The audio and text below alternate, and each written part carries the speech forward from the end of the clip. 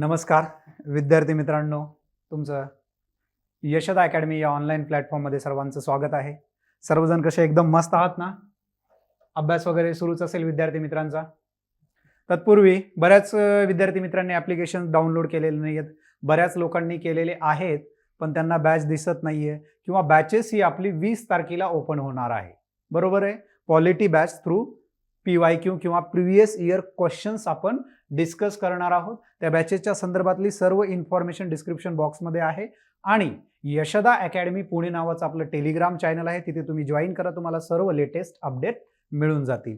आज एक आपण नवीन कॉन्सेप्ट घेऊन आलेलो आहोत. आता बघा, बऱ्याच विद्यार्थ्यांना पॉलिटीचा अभ्यास करत असताना क्वालिटी खूप इम्पॉर्टंट आहे.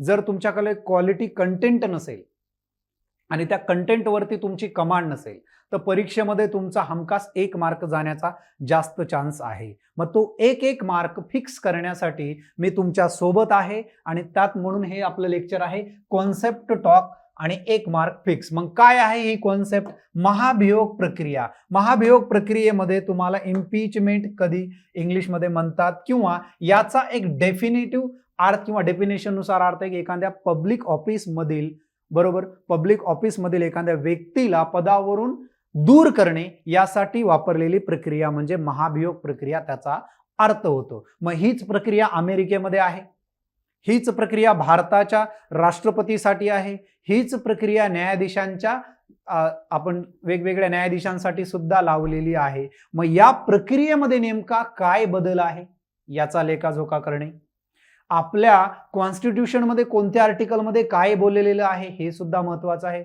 बऱ्याच विद्यार्थ्यांना कन्फ्युजन हे आहे की राष्ट्रपतींना पदावरून दूर करण्याची प्रक्रिया आणि आपण म्हणूयात की न्यायाधीशांना पदावरून दूर करण्याची प्रक्रिया, या दोघांमध्ये साम्य किती आहे, वेगळेपण किती आहे, हे कोणतं आहे, हे सर्व समजावून सांगणं आजच्या लेक्चरचा माझा मुख्य उद्देश आहे. आज आपण मेन कंटेंट वरती जाऊयात की इम्पीचमेंट म्हणजे काय हे समजलं आता तुम्हाला. आता दुसरा महत्वाचा आहे की भारताचे राष्ट्रपती आहेत, त्यांचं पद रिक्त होतं. सर्वप्रथम ही गोष्ट समजून घ्या. आता एका ठिकाणी आहेत आपल्याकडे प्रेसिडेंट ऑफ इंडिया, ज्यांना मी PD म्हणतो. त्याचबरोबर आपण म्हणूयात की जजेस असतील. या जजेसच्या संदर्भात सुद्धा महाभियोग हा शब्द वापरला जातो विद्यार्थी मित्रांनो, पण त्यात फरक आहे, समजून घेणं गरजेचं आहे. त्यात काही साम्य आहे, काही असाम्य सुद्धा गोष्टी आहेत, सिमिलर सुद्धा आहे, डिसिमिलर सुद्धा आहे. मग साहजिक आहे, कार्यकाल जो काही राष्ट्रपतीची समाप्ती असते नवीन राष्ट्रपती निवडला जाईपर्यंत, म्हणजेच याचा अर्थ सिंपल आहे, नवीन पिढीची निवडणूक होईपर्यंत पूर्वीचेच राष्ट्रपती कार्यरत असतात, हे सर्व माहिती आहे. पुढे गेल्याच्या नंतर राजीनामा दिला तर पदावरून दूर जाणार, त्यानंतर मृत्यू किंवा निधन झालं तर यांचं पद थांबणार, निवडणूक अवैध किंवा अपात्र ठरवली तर त्यांचं पद जाणार. आता कॉन्सेप्ट आहे महाभियोग प्रक्रिया, याला म्हणून तर प्रोसेस म्हणतात, कारण यासाठी एक प्रोसेस लावलेली आहे आणि ती प्रोसेस काय आज समजून घेणं आपलं काम आहे. या काळात बघा, या काळामध्ये किंवा या मध्यंतरीच्या काळामध्ये जेव्हा अशी कंडिशन घडते त्या काळामध्ये व्हाईस PD किंवा भारताचे उपराष्ट्रपती हे 6 महिन्यांसाठी मॅक्झिमम राष्ट्रपती होतात आणि त्यानंतर मात्र कोणत्याही परिस्थितीत तुम्हाला राष्ट्रपतीचे इलेक्शन्स घ्यावे लागतात. पुढे सिंपल आहे. आता सिंपल आहे महाभियोग प्रक्रिया. महाभियोग प्रक्रियेचा उल्लेख करत असताना एका ठिकाणी आहेत राष्ट्रपती आणि दुसऱ्या ठिकाणी आहे सर्वोच्च न्यायालयाचे न्यायाधीश. बघा, सर्वोच्च न्यायालयाचे न्यायाधीश एका ठिकाणी, राष्ट्रपती एका ठिकाणी. ही कॉन्सेप्ट आधी फ्रेमवर्क करून घ्या. पहिला मुद्दा आहे दोघांमध्ये राष्ट्रपतीसाठी जे ग्राउंड आहे किंवा कारण आहे. बघा, इथे मी लिहितो स्पष्टपणे, कारण काय दिलेलं आहे की घटनेचा भंग किंवा राज्यघटना भंग, बरोबर आहे, व्हायोलेशन ऑफ इंडियन कॉन्स्टिट्यूशन असं त्याला तुम्ही म्हणू शकता. सर्वोच्च न्यायालयाच्या बाबतीमध्ये कारण काय दिलेलं आहे बरं, वाचा जरा. गैरवर्तन किंवा अकार्यक्षमता किंवा आपण म्हणूयात मिसबिहेवियर किंवा इनकॅपॅसिटी, या गोष्टीवरनं तुम्ही काय करू शकता किंवा या ग्राउंड्सवरनं किंवा या कारणांवरनं यांच्यावरती महाभियोग प्रक्रिया राबवू शकता. झाला हा 1 नंबरचा फरक. इकडे राज्यघटना, इकडे वेगळंच काहीतरी आहे सर. अगदी बरोबर. यानंतर पुढे गेल्याच्या नंतर इंट्रोडक्शन किंवा या प्रस्तावाचं सादरीकरण ही एक प्रोसेस आहे. या प्रोसेसला कोणत्या तरी सभागृहामध्ये मांडावं लागतं. मग त्यांचं इंट्रोडक्शन किंवा सादरीकरण कसं होतं यामध्ये आपण बघूयात. अनुच्छेद, राज्यघटनेचा अनुच्छेद 61 नुसार ही महाभियोग प्रक्रिया फक्त राष्ट्रपतीसाठी राबवली जाते. इंट्रोडक्शन नुसार राज्यघटना अनुच्छेद 124(5) चा आधार घेऊन जजेस इन्क्वायरी ऍक्ट 1968 आला आणि त्या 1968 मध्ये 69 मध्ये एक नियम झाला आणि त्या नियमानुसार जजेसला पदावरून दूर केलं जातं. मग जजेसला पदावरून दूर केलं जातं. मग हे करत असताना यांची लिंक करण्यात आली. काय करण्यात आली? लिंक करण्यात आली. मी असं का बोलतोय बरं? बघा, या सुप्रीम कोर्टच्या जजेसची जी पद्धत आहे तीच पद्धत लागू असेल असं लिंक करण्यात आलं. कुणासाठी sir? Number 1 high court, number 2 CAG, number 3 chief election commission of India. Election commission फक्त वेगळा, चीफ इलेक्शन कमिशनर वेगळा. म्हणजेच याचा अर्थ आपला त्रिसदस्यीय भारताचा निवडणूक आयोग आहे, त्यातला जो मुख्य निवडणूक आयुक्त आहे त्यासाठीच फक्त महाभियोग प्रक्रिया आहे. अदरवाईज बाकीच्यांना पदावरून दूर करण्यासाठी महाभियोग प्रक्रिया राबवली जात नाही. Are you getting my point? Clear झाला असेल सर्वांना. आता या दोन लोकांना मी इकडे शिफ्ट करतो, म्हणजे यांची लिंक कुणाशी जोडलेली आहे? याच्याशी. मग एक आहे हायकोर्ट जज. मग आता हायकोर्ट जज म्हणल्याच्या नंतर हायकोर्टचे चीफ जज सुद्धा आले आणि नॉर्मल जज सुद्धा आले. त्यानंतर कॅग, बरोबर आहे. आणि त्यानंतर पुढे गेल्याच्या नंतर chief election commissioner of India. या सर्वांसाठी एक प्रक्रिया आहे. मग यांचा एक बल्क झाला, यांचा एक बल्क झाला, यांचं हे मिस ग्राउंड झालं किंवा डिसिमिलर झालं. आता पुढे जाऊन यांची प्रोसेसमध्ये काही साम्य आहे, समानता सुद्धा आहेत, असमानता सुद्धा आहेत. आणि आयोगाला हा तर मुद्दा सापडतो तुमच्या कॉन्सेप्टवरती आघात करण्याचा, काहीतरी समान बाबी असमान करून देणार आणि तुम्हाला कन्फ्युजन करणार आणि हातचा मार्क तुमचा घेऊन जाणार. आणि ते होऊ नये यासाठी मी तुमच्यासाठी आलेलो आहे. टेन्शन घ्यायची बिलकुल गरज नाही, एकदम रिलॅक्स राहायचं. मी आहे ना, टेन्शन घ्यायची बिलकुल गरज नाहीये. एकदम crystal clear concept understanding with quality. Tension घ्यायची बिलकुल गरज नाही. आता समानता काय आहेत बघून घेऊयात. आपण परत नेतो तुम्हाला 1947 मध्ये महाभियोग प्रक्रिया शिकत होतो, त्यामधल्या असमानता काही बघितल्या. या समान बाबी आहेत. मग या समान बाबीमध्ये काय काय समानता आहे त्यातले पॉइंट केलेले आहेत. मग पहिला पॉइंट आहे सर, ही प्रक्रिया कोणत्याही सदनामध्ये मांडता येते, दोघांच्या बाबतीमध्ये. क्लिअर झालं. दुसरा मुद्दा आहे सर, ही पद्धत अर्धन्यायिक आहे. अर्धन्यायिक म्हणजे काय? QC judicial. सर असं का म्हणतात बघा, कुठल्याही एका सदनामध्ये हा प्रोसेसचा प्रस्ताव जाऊ शकतो. व्यवस्थित समजून घ्यायचंय. नवीन विद्यार्थी मित्रांना विनंती आहे, गडबड करायची नाहीये. तुमचं काय आता जग खूप फास्ट झालेलं आहे. तुम्हाला वाटतं आम्ही या अमुक युट्यूब चॅनल जॉईन केलं किंवा या पद्धतीनं ऐकलं तर आमचं पटकन सिलेक्शन, असं काही नसतं. कुठल्याही कॉन्सेप्टला एक लागतो तेवढा वेळ देणं अपेक्षित असतं आणि मला सुद्धा तुमच्याकडनं तेच अपेक्षित आहे की पेशन्स ठेवा. असं नाहीये एक साधारण कॉन्सेप्ट आहे 2 मिनिटात सांगा सर आणि 3ऱ्या मिनिटात आम्हाला सिलेक्ट व्हायचंय, असं नाही होऊ शकत विद्यार्थी मित्रांनो.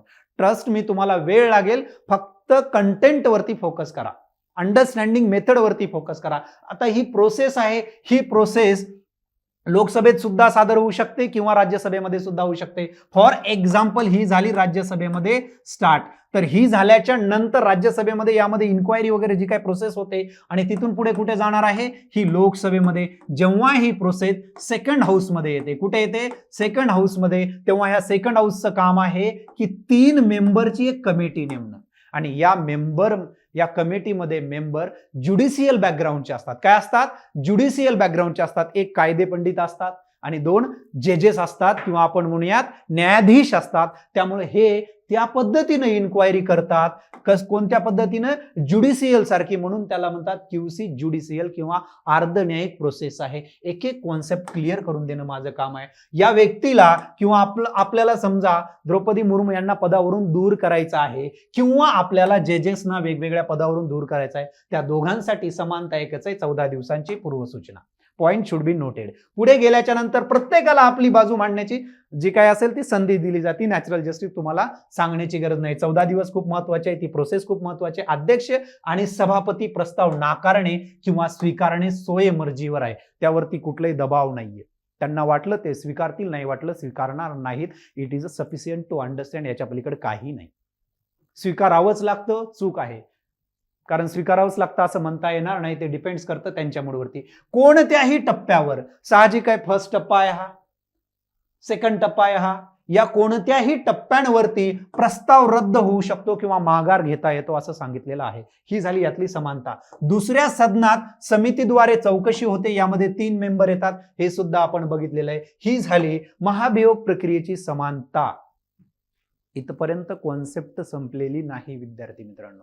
माझं कामच हे आहे की तुम्हाला प्रॉपर कॉन्सेप्ट डिलिव्हर करणं विथ क्वालिटी कंटेंट आणि क्वालिटी एक्सप्लेनेशन मेथड. ओके, आता पुढे जाऊयात आणखी. बघा, परत बॅकग्राऊंडला जाऊयात. महाभियोग प्रक्रिया शिकतोय आपण. समानता ऑलरेडी बघितलेली आहे. असमानता काय आहे सर? मग असमानता असताना जे लिंक आहे न्यायाधीशांच्या सर्व प्रोसेसला, ती एका बाजूमध्ये मी कव्हर केलेली आहे आणि राष्ट्रपती आहेत ती एका बाजूमध्ये मी कव्हर केलेली आहे. अशा पद्धतीनं असमानतेचे 2 फाटे फुटलेले आहेत. क्लिअर झाला? आता पहिला फाटा आपण बघूयात किंवा पहिली फांदी आपण बघूयात. कारण काय लागतं यावरनं एक एक कॉन्सेप्ट क्लिअर करूया. कारण राज्यघटनेचा भंग आहे, इकडे कारण गैरवर्तन अकार्यक्षमता आहे, स्वाक्षरी लागते किंवा इंट्रोड्यूस होण्यासाठी 1/4 सदस्य त्या सभागृहाचे. जसं की आपण लोकसभेच्या टोटल स्ट्रेंथला जेव्हा डिवाइड 1/4 ने करू तेव्हा 138 लोक लागतील आणि राज्यसभेला करू तेव्हा 63 लोक लागतील आणि तेव्हा तुमचा प्रस्ताव काय होईल? मंजूर आणि इंट्रोड्यूस होईल त्या सभागृहामध्ये जिथं जायचंय तिथं. इकडे या बरं, चला स्वाक्षरी इकडं, सिग्नेचर्स किती लोकांची लागती? सदस्य. लोकसभा असेल तर 100 आणि राज्यसभा असेल तर फिक्स 50. मग त्या सभागृहाची टोटल स्ट्रेंथ किती आहे, त्याच्या किती % मध्ये घ्यायचं, असं काही देणं घेणं नाहीये. दोघांमध्ये फरक कळलेला असेल. सेकंड मुद्दा. थर्ड मुद्द्यामध्ये काय सांगितलेलं आहे ते बघूया. सदनाच्या एकूण सदस्यांच्या म्हणजे जे काही सदनाचे एकूण सदस्य आहेत 552 असतील समजा, बरोबर आहे, तर त्या पद्धतीनं टोटल स्ट्रेंथ ऑफ हाऊस च्या 2/3 पास व्हायला पाहिजे. मग टोटल स्ट्रेंथ ऑफ जेव्हा आपण लोकसभेची करू किंवा राज्यसभेची करू तेव्हा त्यांचा आकडा सुद्धा माहिती असणं फार गरजेचं आहे. एवढं डिटेल्स मध्ये जाणार नाही, पण मला तो मेसेज डिलिव्हर करावा वाटतो किंवा मला ते कंटेंट डिलिव्हर करावे वाटतात ज्या विद्यार्थ्यांना खूप डिटेलमध्ये जायची सवय आणि अगदी मेन्सला वगैरे तुम्हाला अशा पद्धतीचे प्रश्न दिसतीलही.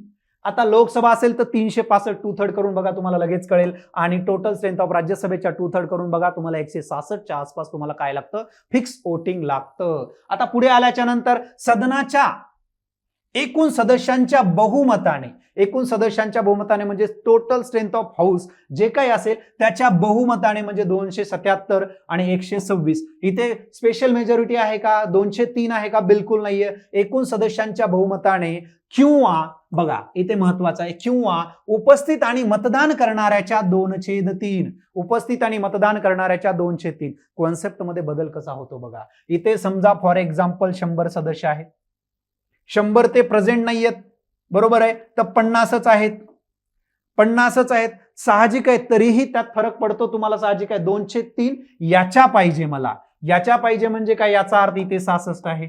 आता इथे जेव्हा मी विचार करतो तेव्हा इथे सुद्धा ही कॉन्सेप्ट जेव्हा लागू करतो मी 100ची, त्यात मी जेव्हा दोन्हीपैकी एक पाहिजे आणि हे सुद्धा जे जास्त असेल ते. फॉर एक्झाम्पल या 100 मध्ये मला बहुमत विचारलं तर 51 होतं आणि या 100 मध्ये प्रेझेंट फक्त 33 आहेत किंवा 30 आहेत, तर याचं परत कमी संख्या होते. साधारणतः आपण 1/3 केलं, 1/3 जरी केलं तरी साधारणतः किंवा 2/3 जरी केलं, बरोबर आहे, 2/3 केलं तरी 18च्या आसपास इकडे मेंबर येतील आणि या पद्धतीने या दोन्हीपैकी जे जास्त आहे ते होईल.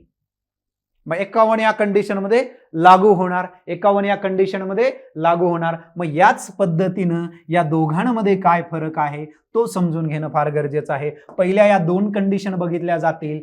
सदनाच्या एकूण सदस्यांच्या बहुमताचा आकडा किती येतो किंवा उपस्थित आणि मतदान करणाऱ्याच्या 2/3 नुसार किती आकडा येतो आणि यापैकी जे जास्त असेल त्यांच्यानुसार तो प्रस्ताव वोटिंगला टाकला जातो, त्या पद्धतीनं पास केला जातो आणि जजेसला, सोबतच हायकोर्टच्या न्यायाधीशांना, सोबतच कॅगला आणि सोबतच chief election commissioner of India किंवा भारताचे मुख्य निवडणूक आयुक्त यांना पदावरून दूर केलं जातं. आता चौथा मुद्दा काय आहे? लोकसभेचं जर विसर्जन झालं, तुम्हाला माहिती आहे लोकसभा हे काय? लोकांचं सभागृह आहे. ते काही कालावधीनंतर म्हणजेच 5 वर्षानंतर ते विसर्जन पावतं. तसं राज्यसभा स्थायी सभागृह आहे. बरोबर आहे. आता पुढे गेल्याच्या नंतर लोकसभा विसर्जन झाली की हा प्रस्ताव लॅप्स होतो. पण विद्यार्थी मित्रांनो, हा प्रस्ताव किंवा जेजेस बाबतचा लॅप्स होत नाही. इथपर्यंत सर्वांना कॉन्सेप्ट क्लिअर झाली असेल. यामध्ये समानता कळल्या, असमानता कळल्या. आयोग याच्याही पुढे एक पाऊल जातो आणि एक प्रश्न मुद्दाम विचारतो, इंडियामध्ये काय आहे किंवा इतर देशांमध्ये काय आहे, याचं सुद्धा मला बंदोबस्त करणं फार गरजेचं आहे. आणि मला आनंद होत आहे यामुळे की आपली कॉन्सेप्ट डिलिव्हर करण्याची रीत थोडीशी वेगळी आहे. थोडा वेळ लागेल मला इन द सेन्स तुम्हाला सांगतोय मी, तुम्हाला थोडा वेळ लागेल, पण कॉन्सेप्ट एकदम क्लिअर राहणार तुमची. आता पुढे गेल्याच्या नंतर ग्राउंड्स किंवा रिझन्स काय, व्हायोलेशन ऑफ इंडियन कॉन्स्टिट्यूशन. बघा, इथे इम्पीचमेंट कुणासाठी आहे, प्रेसिडेंटसाठी. इथे इम्पीचमेंट कोणासाठी आहे, प्रेसिडेंट ऑफ USA साठी. इथपर्यंत क्लिअर झालं. ट्रम्प तात्या तुमच्या डोक्यात असतील, 2 वेळेस त्यांच्यावरती इम्पीचमेंट आलेली आहे. मग हीच गोष्ट कंपॅरिझन वरती विचारणार आहे. मग बघा, इकडे ग्राउंड काय, कॉन्स्टिट्यूशनचं व्हायोलेशन आहे. इकडे काय, ब्रायबरी म्हणजे आपण म्हणूयात की काय, लाच घेणे किंवा अदर हायर क्राईम, मोठ्या लेवलचे जेव्हा क्राईम करतात तेव्हा त्या कंडिशनवरनं त्या ट्रम्पवरती जेव्हा आणलं तेव्हा त्यांच्यावर काय, ब्राईबची केस किंवा ब्राईबची आरोप करण्यात आला होता, लाच घेण्याचा, आणि त्यावरनं त्यांच्यावरती महाभियोग आणला होता. इंडियामध्ये तसं चालत नाही, घटनेचा भंग लागतो. हा एक फरक कळला असेल माझ्या विद्यार्थी मित्रांना. इनिशिएट किंवा सुरुवात कुठं होऊ शकते, एनी हाऊस ऑफ पार्लमेंट. म्हणजे एनी हाऊस ऑफ पार्लमेंट, पार्लमेंटचे 2 हाऊस आहेत, एक लोकसभा आणि दुसरं राज्यसभा. या दोघांपैकी कुठेही ते सुरुवात होऊ शकते. अमेरिकेमध्ये गेलात तुम्हाला काय दिसेल, फक्त लोअर हाऊस म्हणजे आपल्या पद्धतीची तिकडे लोकसभा, तिथेच फक्त इनिशिएट होऊ शकतं. पुढे गेल्याच्या नंतर इन्क्वायरी पार्लमेंटमध्ये कुठे येऊ शकते, अपर हाऊस, लोअर हाऊस. पण इकडे फक्त अपर हाऊस, कारण लोअर हाऊस मध्ये पहिल्यांदा आलं, पुढे चलून शिफ्ट होणार आणि त्याच्यानंतर मग काय, इन्क्वायरी होणार, मग अपर हाऊस मध्ये किंवा आपल्या पद्धतीने बोलायचं झालं तर राज्यसभा. आता मेजॉरिटीचा विचार केला तर 2/3 of every house. Total member, TM म्हणजे काय, टोटल मेंबर आहे. मग या पद्धतीनं आधीच आपण बघून घेतलेलं आहे 2/3. इकडे मात्र काय, 2/3 आहे, पण प्रेझेंट अँड वोटिंग. समजा याचा अर्थ सिंपल आहे, प्रेझेंट अँड वोटिंग म्हणत असाल तर 500 मेंबर आहेत फॉर एक्झाम्पल, पण ते आज प्रेझेंट आणि वोट करणारे 400 आहेत. तर या 400च्या 2/3 इक्वल टू होईल आणि त्या पद्धतीने जी काही संख्या आहे त्या संख्येने त्यांना पास करावं लागेल बिल. हा फरक असतो. इकडे समजा या बाबतीमध्ये इकडे टोटल 500 लोक आहेत फॉर एक्झाम्पल, पण 400 जरी प्रेझेंट असले तर याचा फरक पडत नाही, याच्या 2/3 तुम्हाला पास करावं लागतं. या पद्धतीची फरक आहेत, या पद्धतीचे फरक दिलेले आहेत पुस्तकांमध्ये, एका ठिकाणी नाही आहेत. पण माझा उद्देशच हा मेसेज तुमच्यापर्यंत पोहोचावा, युट्यूबचं सर्वांना माहिती मिळावी. बरोबर. यशदा अकॅडमी पुणे या नावानं आपलं यूट्यूब चॅनल आहे. ऑफलाईन तशाच ऑनलाईन बॅचेस आपण अवेलेबल करून देण्याचा प्रयत्न करणार आहोत लवकरच. माझा थोडासा परिचय देतो. बऱ्याच विद्यार्थी मित्रांनी चॅनल आपलं सबस्क्राईब केलं नसेल, काम खूप आहे ना, तुम्हाला लोड खूप आहे, समजू शकतो, आय कॅन अंडरस्टँड. त्यामुळं तुमच्या विद्यार्थी मित्रांना लवकरात लवकर शेअर करा. तुम्ही स्वतःही सबस्क्राईब करा. डिस्क्रिप्शन बॉक्समध्ये आपल्या ॲप्लिकेशनची लिंक दिलेली आहे, आपल्या ऑफलाईन ऑनलाईन बॅचेसची लिंक दिलेली आहे. ॲप्लिकेशनमध्ये तुम्ही जाऊन बॅचेस परचेस करू शकता. वेगवेगळ्या बॅचेस तिकडे लॉन्च केलेले आहेत. So don't waste your time. बरोबर आहे. त्यामुळे कुठल्याही पद्धतीने तुमच्या अभ्यासात आपण म्हणूयात की बॅरियर्स तयार होणार नाहीत, अशा पद्धतीचा हा ओव्हरऑल प्लॅटफॉर्म तुमच्यासाठी अवेलेबल करून दिलेला आहे. तत्पूर्वी हे लेक्चर्स तुम्हाला कसं वाटलं हे मला कमेंट बॉक्समध्ये कळवा. त्यासाठी सुद्धा फ्री ऑफ कॉस्ट तुम्हाला आहे, पैसे कुठलेही लागत नाहीयेत. बरोबर. Once again all of you, thank you so much. Have a good day.